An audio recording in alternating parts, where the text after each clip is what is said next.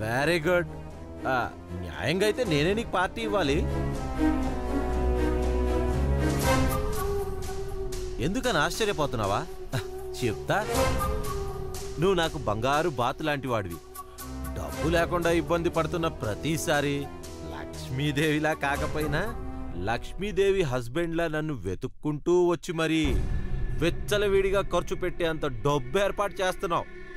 అందుకే నీకు పార్టీ ఇవ్వాలి అన్నాను.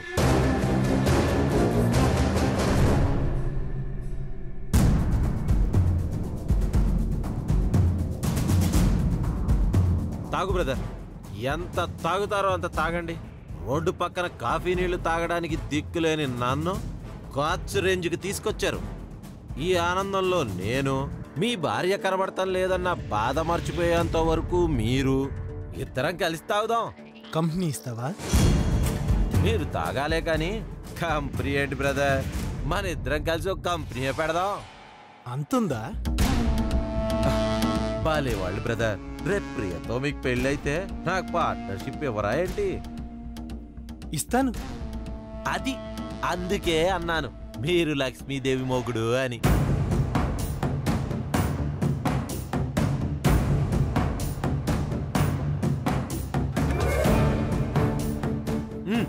తాగండి బ్రదర్.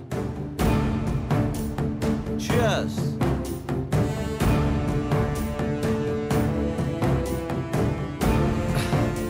ఏ మాటకి ఆ మాట చెప్పుకోవాలి బ్రదర్. మీరు చాలా అదృష్టవంతులు. దేనికి? దేనికంటారేంటి బాబు? అటు పెళ్ళం కలబడకుండా వెళ్ళిపోయింది, ఇటు ప్రియురాలు పెళ్ళం అవడానికి రెడీగా ఉంది. అబ్బాబాబాబాబాబా, ఎవరికొస్తుంది ఇలాంటి అవకాశం?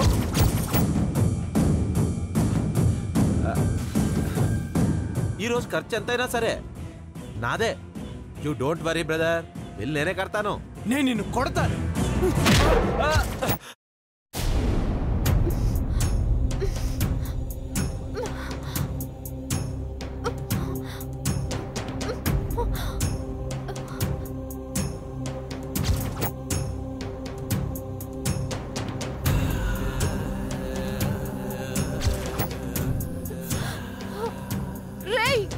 ఎవర్రా మీరు?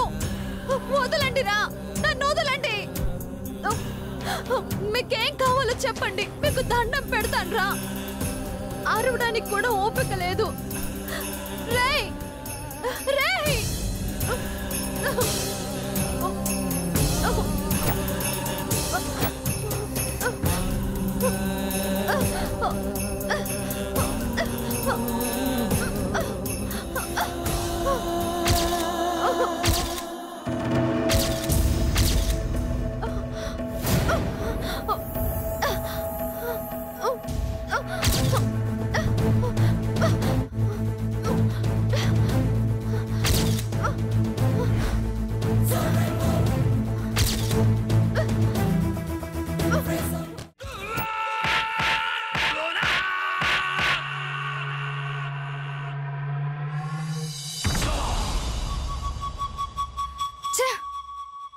నా ప్లాన్ మొత్తం పాడు చేసావు. దాన్ని అడ్డం పెట్టుకొని ఆ పార్తుని ఒక ఆట ఆడిద్దాం అనుకున్నాను, కానీ నీ వల్ల నా ప్లాన్ అట్టర్ ఫ్లాప్ అయింది.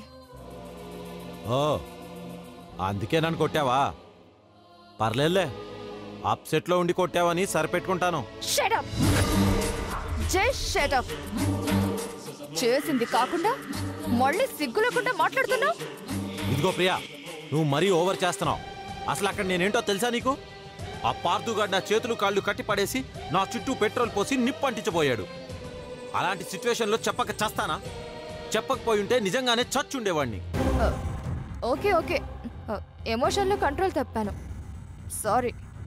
పర్లేదన్నానుగా. అయినా ఆ పార్థుగాడు మన నుంచి తప్పించుకుని ఎక్కడికి వెళ్తాడు? ఈసారి ఇంకా పవర్ఫుల్గా ప్లాన్ చేద్దాం, వాడంతు చూద్దాం. ఓ సారీ, ఎంతైనా నీకు కాబోయే హస్బెండ్. ఏదో మూడ్లో ఉండి వాడు గీడు అనేశాను. I'm really sorry. It's okay. నేను అతన్ని పెళ్లి చేసుకోవాలనుకున్నది అతని మీద ప్రేమతో కాదు, పగతో. Mister Parthu, I will see your end.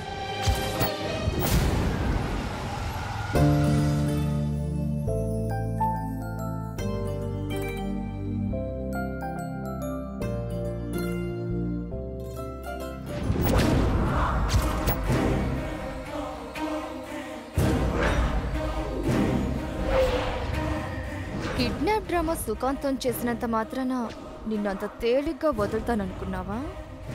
ఒకటి పోతే ఇంకొకటి, ఒక ప్లాన్ ఫెయిల్ అయితే ఇంకొక ప్లాన్, ప్లాన్ మీద ప్లాన్ వేస్తూనే ఉంటాను, నిన్ను సాధిస్తూనే ఉంటాను.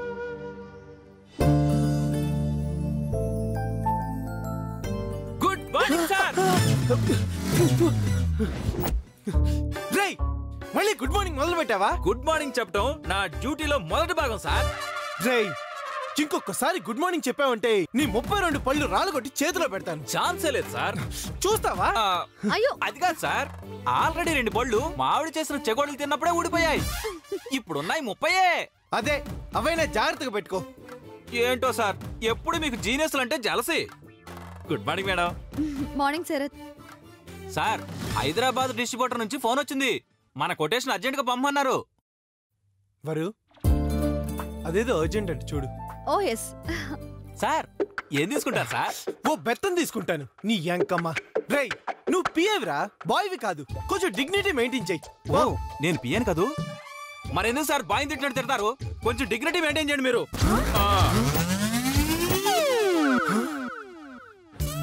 ప్రపంచంలో ఏ పిఏ ఏ బాస్తోనో ఇలా మాట్లాడటం నేను ఎక్కడా చూడలేదు. మనిషి చాలా మంచివాడండి. వీడి బొంద మంచి. ఆ శాలరీ స్పైడ్ ఒకసారి చూడు.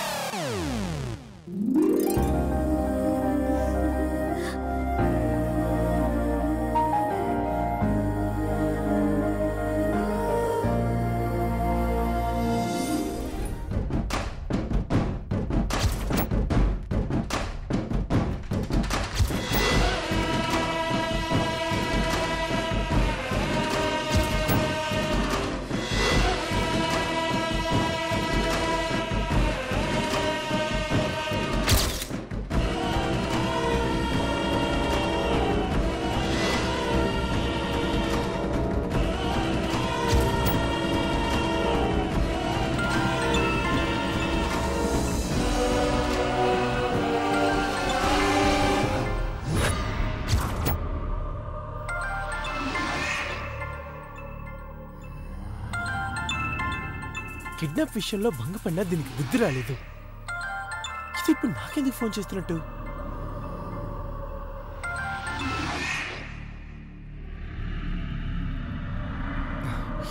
హేయ్, నీకు బుద్ధి ఉందా? ఎంత జరిగినా నువ్వు మారవా? నువ్వు వేసిన ప్లాన్ తిప్పుకొట్టాను కదే, అయినా సిగ్గు రాలేదా? మళ్ళీ ఎందుకు ఫోన్ చేశావు? నీ మీద ప్రేమతో కాదు. థ్యాంక్స్. మరి ఎందుకు చేశావో? నీ మీద ద్వేషంతో కూడా కాదు. కారణం చెప్పు. మళ్ళీ ఫోన్ చేయడానికి కారణం ఏంటి? ఆలోచించగా ఆలోచించగా ఓ ఐడియా తట్టింది. ఏంటది?